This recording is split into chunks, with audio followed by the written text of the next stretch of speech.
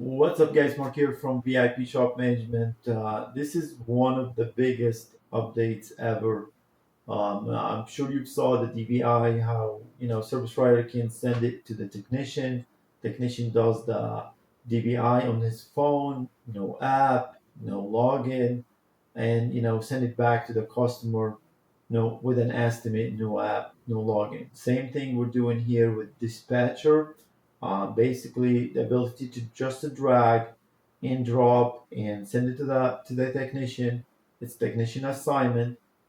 Technician can add a note, take photos, take photo of the dashboard, add the mileage, and send it back to the service writer. And the service writer can send it to the customer. So all these problems has been solved once and for all, like I said, in a beautiful link that looks exactly like an app, doesn't even zoom on pinch, just looking like an app. And it's just amazing. I mean, this is like a money maker. This is game changer.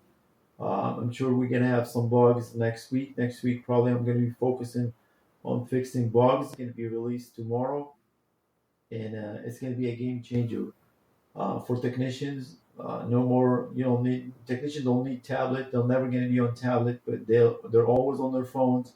Everybody glued to their phones. You send a link, he opens it. He can open it until he's anytime he wants again, and he submits it. You get the mileage. You get images. Why is this important? Because now even with sending images with VI Shop Management, the game has changed. You can send as many images as you want. Everything is digital now, and we can attach the estimate or we can attach the invoice for additional repairs as it comes up. So um, I can, it should be exciting time for me. It's not really exciting time at all.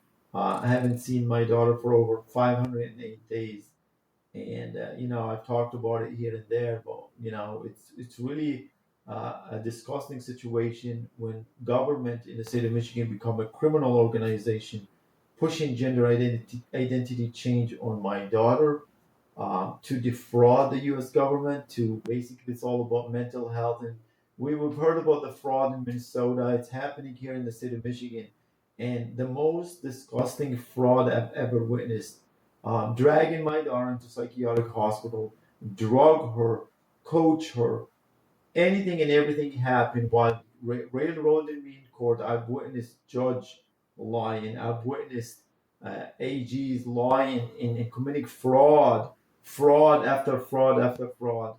And the Department of Justice and the FBI sleeping. It's like they took some sleeping pills, nowhere to be found. I am tired of this. Like I need to bring my daughter home, and I it's amazing, man. Like two things: how law enforcement for unlawful, um, you know, unlawful orders, they fall in line like ants. I've never seen anything like it. At first, I was like, how are they convincing all these people? Well, they don't have to convince him. It's just one phone call, he falls in line. There is a lack of morals and ethics in this country.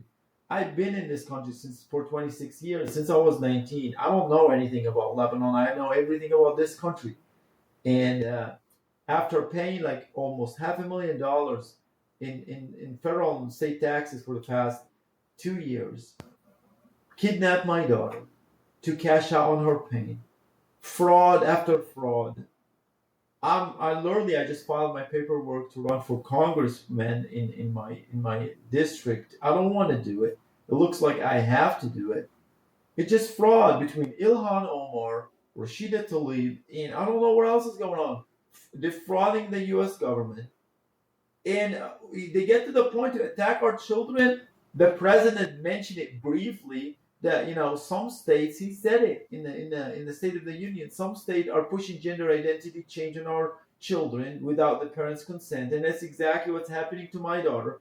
Been trying to stop it for over 500 days. I get threats from the sheriff department, from local PD, just threats. Come to my house. They came to my house like multiple times. There is no government. The government is being hijacked by criminal organization.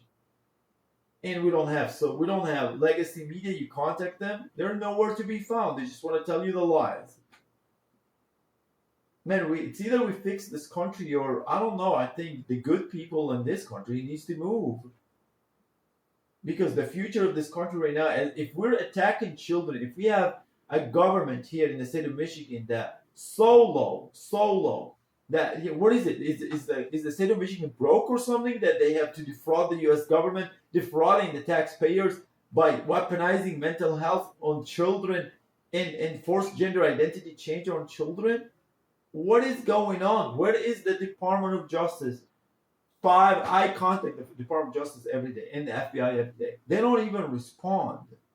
No response. They know what's going on. They're too scared to stop it. Everybody's scared to stop the attack on our children. My daughter is one of the victims. Do you think what happened to my daughter is just only my daughter? If I didn't have, a little bit of money, I would be destroyed. I would be on the street. How do you handle government weaponization on me and my daughter? Anyway, sorry I went off subject, but that's how I work every day, like with pain in my heart. But we never quit. Always continue to push and push and push and push and get better, no matter what. So all these updates. I'm glad, like, I came back from last year, was, could not handle the pain. Like, I raised my daughter for 11 years. You can't just take somebody's daughter, kidnap somebody's daughter, and push gender identity change on her and call me crazy. The state of Michigan called me crazy. That's the best answer for them because they don't want to come out as pedophiles. Their best answer, oh, he's just crazy. He doesn't know if he has a daughter or something. That's how they talk.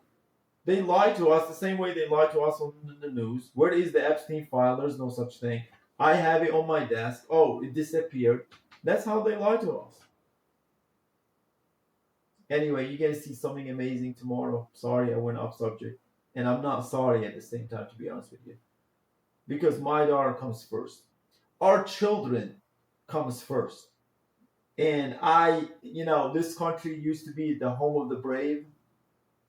Not anymore. It's the home of the cowards because nobody want to stop the pedophiles in this country. That's the reality of that. Anyway, justice for my daughter in the end. Enjoy the update tomorrow. Until next time, thanks for watching.